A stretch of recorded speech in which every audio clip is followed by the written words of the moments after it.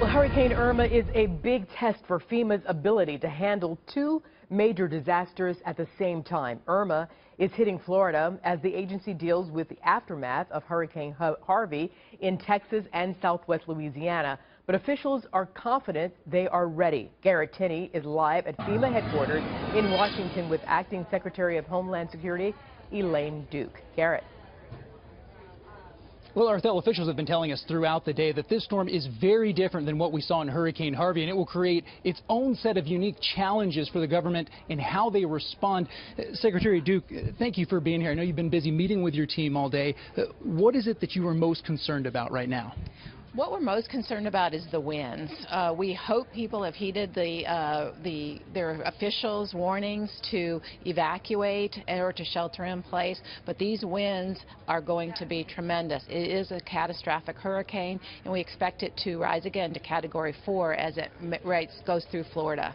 And looking ahead, I know electricity is another big concern. One official told me that it's not a question of how long until they're able to restore power. It's a question of how long until they're able to rebuild the power infrastructure. Where do you see that happening? Are some areas more at risk than others? And how long do you see that process taking?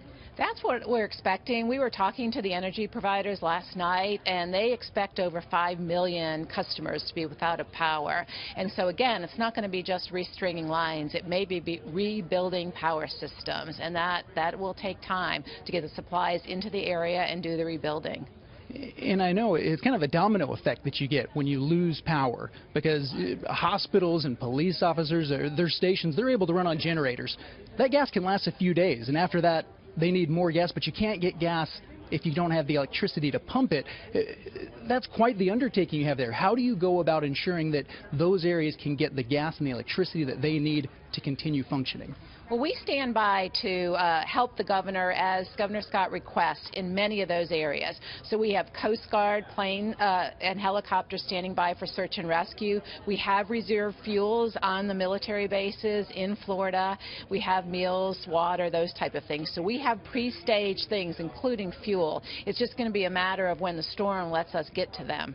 And also an issue of how you're able to get the supplies and those crews actually down to those areas that need it most, because the roads are going to be an issue as well, right? Debris removal is always one of the first things we have to look at in making it safe for the crews to go down there. And housing them will be an issue. We have to make sure law enforcement and those utility crews have a place to stay along with all the persons that are survivors from the storm. And with electricity expected to be out for much of the state for an extended period of time, how do you go about determining which areas are hit the hardest and which areas need help the most?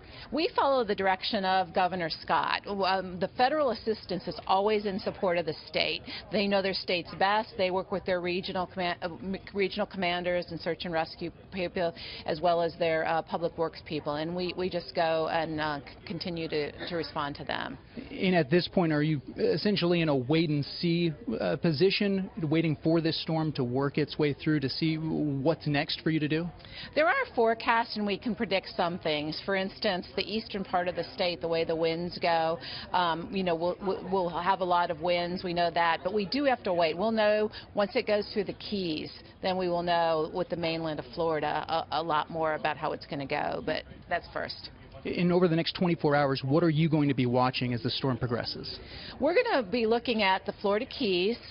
We do believe there's people that haven't evacuated, so that's going to be a safety issue, and we're standby ready to support the state if needed for search and rescue.